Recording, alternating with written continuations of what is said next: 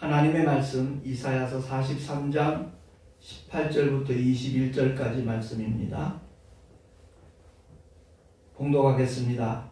너희는 이전 일을 기억하지 말며 옛적 일을 생각하지 말라. 보라, 내가 새 일을 행하리니 이제 나타낼 것이라. 너희가 그것을 알지 못하겠느냐? 정령이 내가 광야에 길과 사막에 강을 내리니 장차 들짐승 곧 신랑과 및 타조도 나를 존경할 것은 내가 광야의 물들을 사막의 강들을 내어 내 백성 나의 택한 자로 마시게 할 것임이라. 이 백성은 내가 나를 위하여 지었나니 나의 찬송을 부르게 하려 함이니라. 아멘. 아멘. 기도하겠습니다. 아버지 감사합니다. 새로운 한 해를 허락해 주시고 이렇게 첫 번째 주일 맞이하여 주 앞에 경배와 찬양을 하며 신령과 진정으로 예배할 수 있도록 복 주시니 고맙습니다. 증거되는 말씀에 기름 부어 주셔서 우리 모두 깨닫게 해주시고 그 말씀을 따라 순종하며 나갈 때마다 하나님의 놀라운 역사가 나타나게 하여 주시옵소서. 온 한 해를 주님 손에 의탁하옵고 우리 우주 예수 그리스도 이름으로 기도하옵나이다. 아멘. 새해를 맞아서 무엇보다도 하나님의 말씀을 들을 수 있는 귀가 활짝 열려지기를 먼저 예수 이름으로 축원합니다. 아무리 들어도 깨닫지 못하고 보아도 깨닫지 못하면 그보다 더 참 불행한 일은 없거든요. 그렇기 때문에 무엇보다도 하나님의 말씀에 정말 귀를 기울일 뿐만 아니라 성령의 역사하심으로 그 말씀에 담겨져 있는 하나님의 뜻을 바로 알고 그 뜻대로 순종하며 나가는 우리 모두가 될 수 있기를 예수 이름으로 축원합니다. 야고보서 4장 8절에 하나님을 가까이 하라 그리하면 너희를 가까이 하시리라 그랬습니다. 그래요. 하나님을 가까이 하는 방법은 다른 것 없습니다. 늘 주님의 뜻이 무엇인가 찾고 하나님의 생명의 말씀, 진리의 말씀이 기록되어져 있는 성경을 가까이 하는 겁니다. 그 말씀 속에 하나님의 사랑도 있고 하나님의 능력도 있고 하나님의 놀라운 기사와 이적도 있고 하나님의 뜻이 담겨져 있기 때문에 그 뜻대로 준행하는 자가 누구보다도 복 있는 사람이고 지혜 있는 믿음의 주인공이 되는 줄로 믿습니다.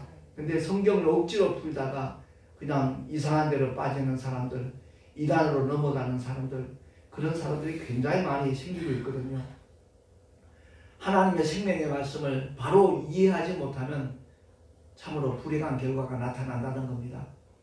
주부들은 잘 알잖아요. 맛있는 영양가 있는 음식을 만들어 놨는데 그 음식을 보관을 잘못한다든지 실수로 어떻게 그 음식이 상하게 되어지면 그 영양가 맡은 그 음식물이 결국은 독이 되고 말잖아요. 그래서 우리가 하나님의 말씀이 영혼의 양식이다 그렇게 표현하고 고백을 하는데 그 말씀의 참된 뜻을 깨닫는 것, 그보다 더 중요한 것이 없다는 것을 우리는 일평생 기억하고 명심하고 그 말씀을 가까이 해야 될 줄로 믿습니다.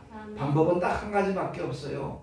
내 생각과 내 경험과 내 어떤 이성으로 말씀을 이해하려고 덤비지 말라는 거예요. 그래서 성경에 그 해답이 다 나와 있잖아요. 복음으로 낳은 아들 디모데에게 사도 바울이 그렇게 권합니다. 디모데후서 3장 16절과 17절 말씀 합독을 하겠습니다. 주보에 나와 있으니까 시작. 모든 성경은 하나님의 감동으로 된 것으로 교훈과 책망과 바르게 함과 의로 교육하기에 유익하니 이는 하나님의 사람으로 온전케 하며 모든 선한 일을 행하기에 온전케 하려 함이니라. 아멘. 정말 하나님의 독생자 예수 그리스도를 나의 구주로 믿고 영접하여 회개한 사람에게는 하나님의 약속이 그대로 임하여져요. 구하는 순간, 정말 사모하는 순간 성령님은 그 영혼 속에 임하게 되는 겁니다. 그러니까 베드로의 첫 번째 설교가 그거잖아요. 너희가 각각 회개하여 주 예수 이름으로 죄사함 받으라. 그러면 성령을 선물로 받으리니.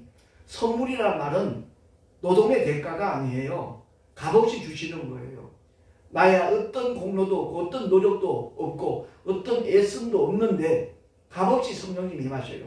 왜? 성령이 임하시는 조건은 나의 노력과 나의 어떠함이 아니라 하늘 영광 보좌를 뒤로 하시고 세상 죄를 지고 가는 하나님의 어린 양으로 오신 예수께서 십자가에 피 흘려 죽으신 그 이유가 바로 인류의 모든 죄를 사하시기 위함이라는 하나님의 뜻을 깨닫고 받아들이는 순간 예수 믿는 모든 사람의 영혼은 깨끗해지고 죄로부터 자유하게 되어지고 거룩하게 되는 줄로 확실히 믿으시기 바랍니다. 그래서 오직 예수 공로예요.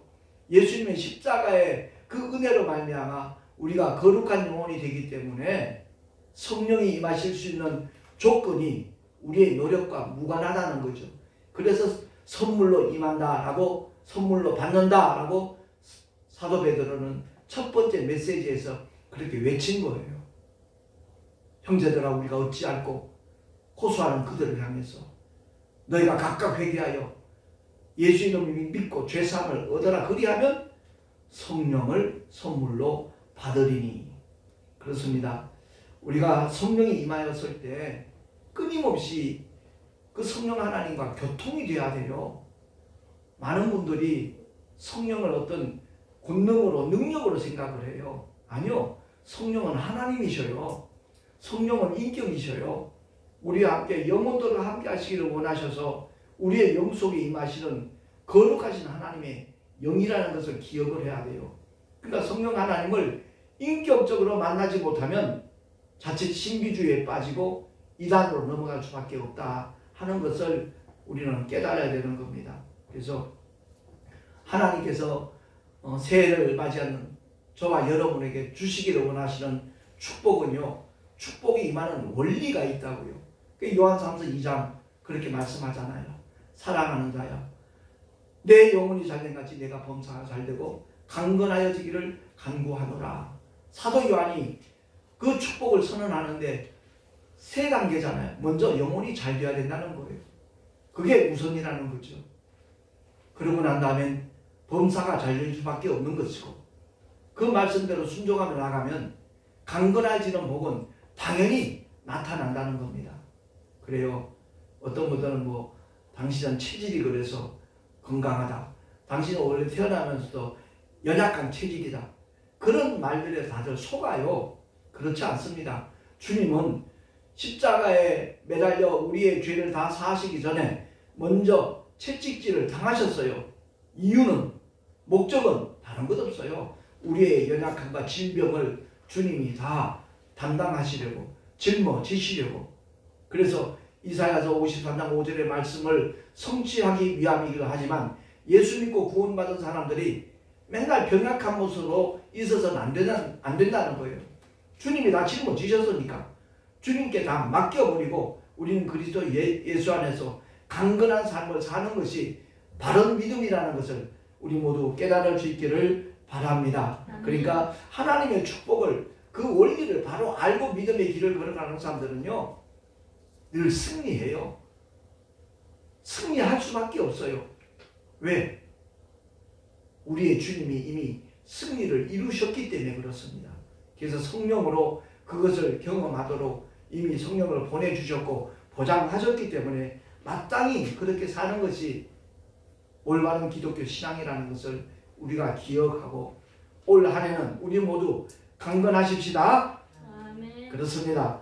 그래서 성경을 아무리 많이 봐도 하나님의 뜻과 상관없이 성경을 해석하면 정말 하나님이 주시기를 원하시는 영원한 복이 있거든요. 그 복이 바로 요한복음 17장 3절에 나와 있습니다. 우리 한번 합독하겠습니다. 시작. 영생은 곧 유일하신 참 하나님과 그의 보내신 자 예수 그리스도를 아는 것이니이다. 아멘.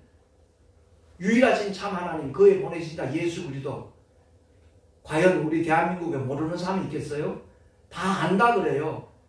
그렇게 아는 게 아니라는 걸 우리가 깨달아야 돼요. 성경에서 말하는 안다라는 말은요, 체험이에요. 온전히 경험하는 거예요. 그러니까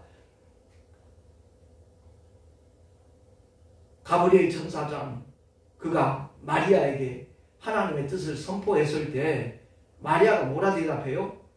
내가 사내를 알지 못하는데 어찌 이런 일이 있을 수 있겠냐고 반문하잖아요. 뭐 마리아가 이 사람이 남자인지 여자인지 구분 못하는 사람입니까? 그런 뜻이 아니에요. 사내를 알지 못한다는 이 말은 남자를 경험한 적이 없는데 어떻게 아들을 낳을 수 있겠느냐 그렇게 반문한 거거든요. 그래서 성경에서 말하는 안다라는 단어는요 체험이에요. 오직 성령으로 영적으로 온전히 경험하는 것을 의미하는 거예요. 유일하신 참 하나님 그의 보내신 예수 그리스도 아마 초등학교 다니는 애들도 다 알 거예요. 그렇게 아는 것이 아니라 정말 하나님의 뜻대로 내 죄를 깨닫고 고백하고 회개함으로 말미암아 예수를 나의 구주로 영접한 사람들 그들에게 누가 임하신다고요? 성령 하나님이 임하신다고요. 그 성령 하나님이 임하시는 것이 온전한 체험이 되는 겁니다. 그 체험은 인격적인 만남이에요. 다른 말로 바꾸고 말하면 첫 아담에게 속했던 자가 둘째 아담 살려주는 영으로 오신 예수 둘째 아담으로 소속이 바뀌는 거예요. 그러니까 첫 아담은 피조된 영이거든. 피조된 존재 만들어진 사람이에요. 그는 영원 후까지 살아요. 근데 선악과를 먹음으로 말미암아 그 영이 죄를 가진 영이 되어버렸어요. 죄를 가진 영이기 때문에 천국엔 도무지 갈 수가 없는 거예요. 그래서 하나님의 독생자가 살려주는 영으로 말씀이 육신되어 이 땅에 오셔서 십자가에서 물과 피를 다 쏟아주심으로 말미암아 그 구원의 길은 활짝 열린 줄로 믿으시기 바랍니다. 그 믿음 가진 자를 말하는 거예요. 그의 보내신 자 예수 그리스도를 아는 것이 바로 영생이다. 그 말씀의 의미가 바로 그런 겁니다. 교회는 열심히 다니는데 성경은 많이 보는 것 같은데 전혀 성령의 역사하심이 없는 자들 그 삶의 변화가 조금도 나타나지 않는 사람들 심각하게 자신을 돌아봐야 돼요. 과연 내가 예수 믿는 자인가? 과연 나는 성령의 감동에 의해서 내 죄를 자백하고 회개하고 성령을 선물로 받은 믿음의 주인공이 맞는가? 그걸 돌아봐야 되는 겁니다. 그래서 선민 이스라엘은 율법 아래서 하나님을 정말 두려워 떨며 경외하는 그런 백성들이었어요. 근데 그들 가운데 구약을 대표하는 인물 두 사람이 있잖아요. 모세와 엘리야예요. 모세와 엘리야. 모세는 율법을 대표하는 사람이고 엘리야는 선지자를 대표하는 능력의 선지자였어요. 다시 말해서 율법은 모든 사람이 죄인이라는 사실을 깨닫게 하는 하나님의 법이에요. 근데 엘리야는 소망을 선포하는 선지자예요. 하나님의 아들이 메시아가 와서 너희에게 구원을 주실 것이다 하는 것을 선언한 선지자 중에 대표적인 인물이 가장 능력을 많이 나타냈던 엘리야. 그래서 구약을 상징하는 말이 바로 율법과 선지자거든요. 하나님 앞에 귀하게 쓰임받은 그 믿음의 인물들. 그러나 우리가 분명히 알아야 되는 내용들이 있어요. 이 엄청난 축복을 받았으면서도 그 사실조차 모르는 오늘날 교회에 다니는 신자들이 너무너무 많다는 거지. 목회자의 한 사람으로서 참 안타깝기 그지가 없어요. 우리의 신분이 어떤 신분인지도 몰라요. 독생자 예수 그리스도 이름을 믿음으로 말미암아 그 전능하신 하나님, 그 하나님을 향하여 아버지라고 부를 수 있는, 아빠라고 부를 수 있는 그 놀라운 권세가 저와 여러분에게 주어진 줄로 확실히 믿으시기 바랍니다. 그러니까 구약의 대표적인 인물보다도 더 큰 선지자가 누구냐? 주님이 일러주셨거든요. 한번 합독을 하겠습니다. 마태복음 11장 11절 시작. 내가 너희에게 말하노니 여자가 낳은 자 중에 침례 세례 요한보다 큰 이가 일어남이 없도다. 그러나 천국에서는 극히 작은 자라도 저보다 크니라. 아멘. 이 말씀의 의미가 바로 깨달아지는 순간에 우리는 감동될 수밖에 없고요. 하나님 앞에 기뻐하며 감격하며 주여 감사합니다라고 고백할 수밖에 없는 겁니다. 그래요. 시내산에서 40일 금식한 적도 없고 엘리야처럼 하늘에서 불이 내려와서 재물을 사려는 그런 능력을 나타낸 적 없지만 세례 요한이, 침례 요한이 오히려 모세와 엘리야보다 큰 자라고 말하고 있어요. 주님이. 왜? 모세와 엘리야는 거듭난 적이 없어요. 성령을 받은 적이 없어요. 그들은 오실 메시아를 믿고 구원받은 하나님의 백성이에요. 하나님의 약속을 믿고 멀리 내다보면서 예수님이 이 땅에 오시기 전에 그들은 믿음을 가지고 살다가 죽은 사람들이에요. 그래서 그 믿음으로 말미암아 그들이 구원을 받지만 우리와 신분은 다르다는 거예요. 세례 요한은 직접 예수님을 만났고 예수님에게 침례를 진리한 사람이에요. 요단강에서 세상 죄를 지고 가는 하나님의 어린 양이다라고 그가 예수를 증거했고 예수님에게 직접 물로 침례주는 너무나 놀라운 일을 그야말로 하나님의 은혜로 경험한 믿음의 사람이에요. 그래서 좀 전에 읽었던 마태복음 11장의 말씀은 이 세상에 존재하는 모든 사람은 누가 낳았어요? 여자가 낳았어요. 어머니가 낳았어요. 여자에게서 낳았지만 모세와 엘리야는 주님 오시는 것을 보지 못했고 성령이 임하시기 전에 그들은 세상을 떠난 사람이에요.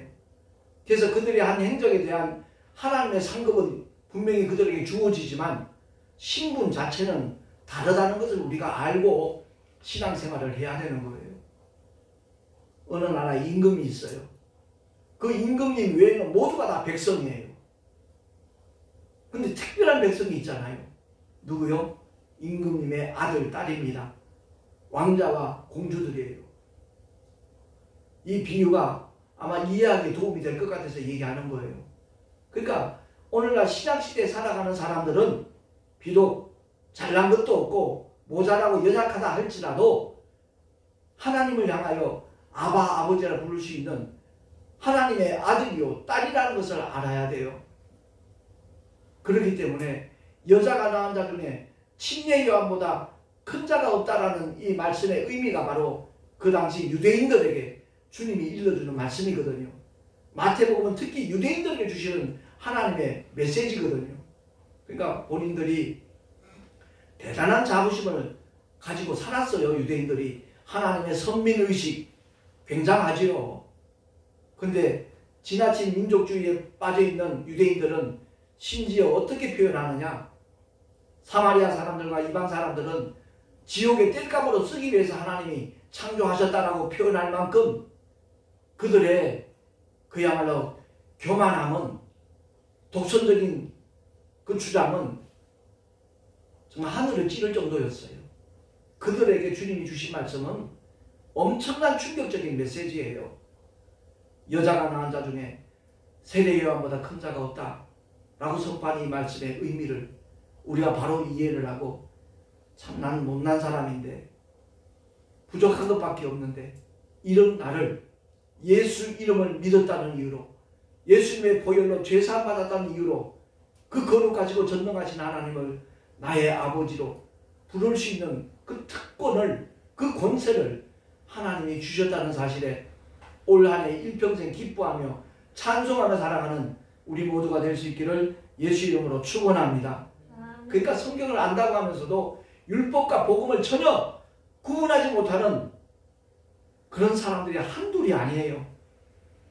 너무너무 참 안타까운 현상이기도 하고요. 그래서 마태복음 11장 13절 14절 이하에 주님이 다시 읽어주잖아요. 시작.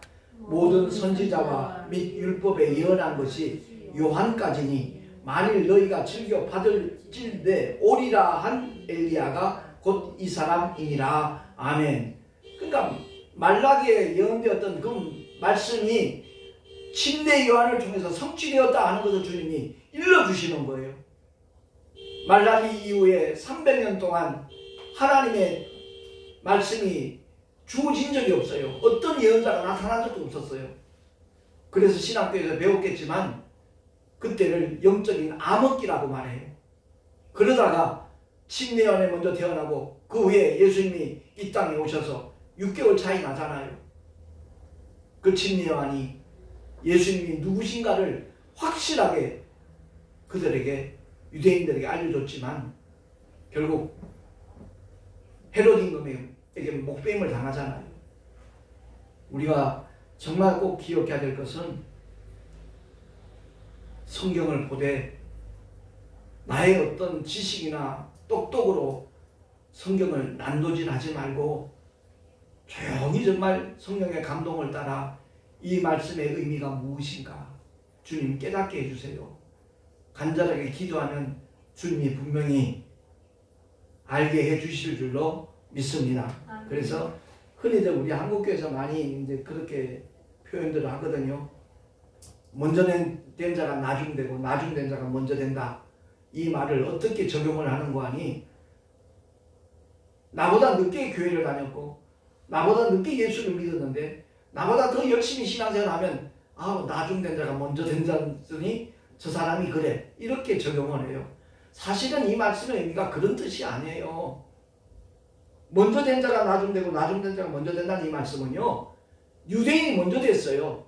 하나님의 선민으로 뽑혔어요. 그런데 오늘날 예수 믿는 사람들은 유대인들보다 훨씬 나중에 하나님을 아는 사람들이에요. 그런데 유대인들보다 훨씬 더 하나님께서 허락하신 권세와 축복이 비교가 되지 않을 만큼,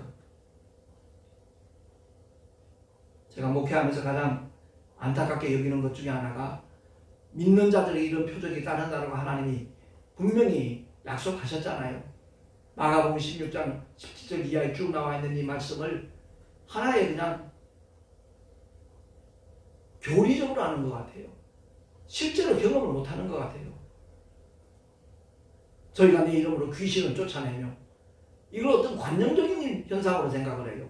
실제적으로 나타나는 그 능력이 있어야 그 사람의 믿음이 정말 하나님이 기뻐하시는 믿음이라는 것을 우리가 알아야 되는데, 그냥 추상적으로 생각을 해요. 정말 내가 목회를 하면서 제일 기쁘고 감사했던 것은요, 그 하나님이 함께 하시는 그 믿는 자의 따르는 표적이 처음 경험했을 때 그 기쁨은요, 이로 말할 수 없어요. 그 감격은. 병든 자에게 손을 얹어줘 나으리라, 이 말씀을 하나의 그냥 교리로만 생각해요. 그게 아니라 실제로 나아야 돼요. 그게 진짜 믿음이에요. 그런 현상들이 일어났을 때 주변의 사람들이 부인을 못해요. 진짜 예수 이름은 권세 있는 이름이네? 느끼게 돼요. 자기 자신에게서 그런 능력이 나타나지 않으면 하나님 앞에 더 매달려 기도하게 되죠. 주님, 똑같은 예수 믿는 사람인데 왜 저 사람은 손 얹어 기도하면 병자가 낫는데 왜 내게선 그런 증거가 없습니까? 몸부림치게 돼 있어요. 그러다 보면 성령께서 그 증거를 보여주셔요. 그것이 한국교회에 다시 재현되어질 때 교회의 부흥은 그때부터 불일듯 일어나게 될 줄로 믿습니다. 그러니까 요한복음 1장 12절 이 말씀을 하나의 암송구절로만 생각을 해요. 그게 아니라 이건 실제가 되어야 돼요. 정말 그대로 나타날 때 하나님의 자녀가 되는 권세, 그러면 그 권세가 그대로 일어나야죠. 나타내야죠. 권세와 권능의 차이가 어떻게 표현하면 이해가 되는 거 아니? 대통령이 딱 당선이 됐어요. 그럼 대통령 가족들에게는요, 자녀들에게는 그 순간에 그들을 보호하는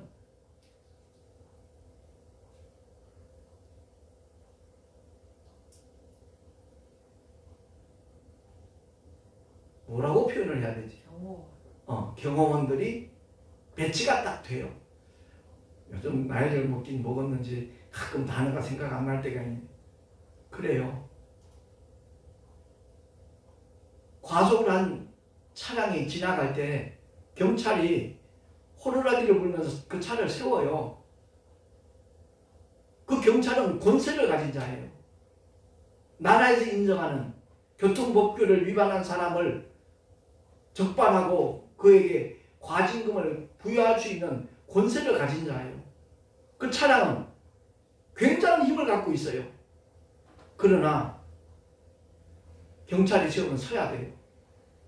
그러니까 그 차의 그 대단한 힘은 권능이라고 표현한다면 경찰은 권세를 가진 자예요.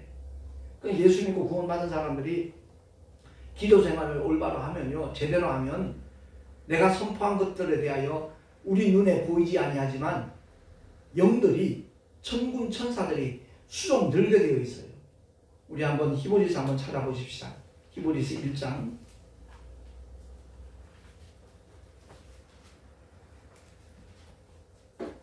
천사들이 권능이에요.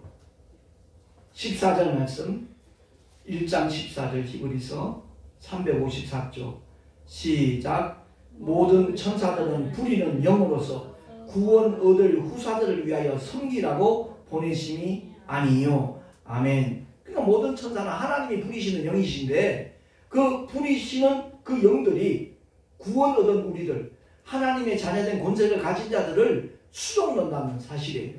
그러니까 우리가 믿음으로 선포했을 때 천군 천사들은 그 선포한 일들이 그대로 이루어지도록 수종 들고 돕는 거예요. 그래서 올 한 해는 정말 우리 모두가 다 주님이 약속하신 그 모든 은택과 축복들을 직접 누리며 나타내며 살아가는 승리의 한 해가 되기를 예수 이름으로 축원합니다. 그러니까 이사야서를 통해서 선언한 이 말씀이 예수님으로 말미암아 온전히 성취가 되어졌는데, 보라 내가 새 일을 행하리니 이제 나타낼 것이라. 너희가 그것을 알지 못하겠느냐. 정령이 내가 광야의 길과 사막에 강을 내리니 장차 들짐승 곧 시랑과 및 타조도 나를 존경할 것은 내가 광야의 물들을 사막의 강들을 내어 내 백성 나의 택한 자로 마시게 할 것임이니라. 도무지 현실과는 맞지 않는 그런 하나님의 선언이잖아요. 어떻게 광야에, 어떻게 사막에 길을 내고 강을 낼 수 있는가?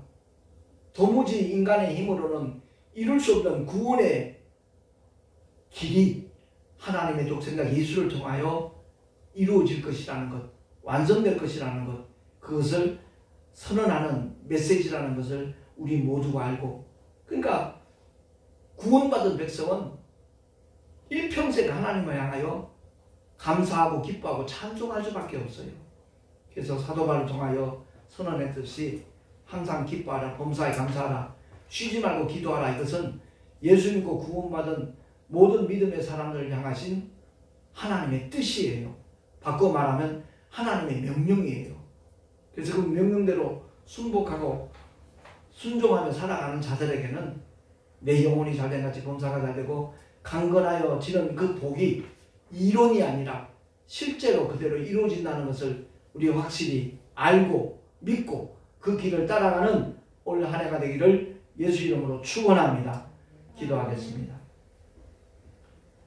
하나님 아버지, 내를 감사합니다. 오직 주님만을 의지하며 가는 자 되게 하옵소서. 주의 말씀에 순복하며 나갈 때 하나님의 놀라운 은혜의 약속들은 그대로 이루어지는 줄로 믿습니다. 소망을 가지고 인내하며 끝까지 주님만 따라가는 우리 모두가 되기를 간절히 소망하옵고 우리 구주 예수 그리스도 이름으로 기도하옵나이다. 아멘. 교회 소식 주보를 참고하시기 바랍니다. 1월 1일자 목회자 사모신문에 특집 기고가 실려 있습니다. 꼭 살펴보시고 도움이 됐으면 좋겠습니다. 그리고 내일 모레입니다. 우리 교단 총회 신년 할례회가 마벨리아라는 식당인데 아주 큰 식당이에요. 평촌점에서 오전 11시부터 개최가 됩니다. 올 한 해 동안 교단에 속한 모든 목사님들 정말 서로 신년 할애를 통해서 교제도 하고 서로를 축복하고 기도하는 의미 있는 시간이 되기를 함께 기도해 주시면 고맙겠습니다. 그리고 송내 열방교회 비전센터 제가 35번째까지 그 동영상 올려놓은 것이 있으니까 확인하시면 감사하겠습니다. 드린 예물 위하여 기도하고 축도로 예배를 마치겠습니다. 하나님 아버지 감사합니다. 주님을 예배하며 귀한 예물 드렸습니다. 흠양해 주옵시고 아버지의 기쁘신 뜻대로 아름답게 사용하여 주시옵소서. 드린 손길들마다 복되게 하시고 삶의 여정에서 주님이 함께 하시는 믿음의 증거들이 기사와 이적과 축복으로 나타나게 하여 주시옵소서. 우리 구주 예수 그리스도 이름을 감사하며 간절히 축복하며 기도하옵나이다. 아멘. 이제는 우리 주 예수 그리스도의 크신 은혜와 하나님 아버지의 영원하신 사랑하심과 보혜사 성령 하나님의 내주교통 인도하심과 축복하심이 올 한 해 새일을 행하실 주님만을 믿고 의지하며 따라가리라 결단한 하나님의 사람들 머리 위에 그 가정과 자녀들과 경영하는 모든 일들과 주님께서 피로 값주고 세우신 주님의 모든 교회들 위에 지금으로부터 영원토록 함께 있을지어다. 아멘.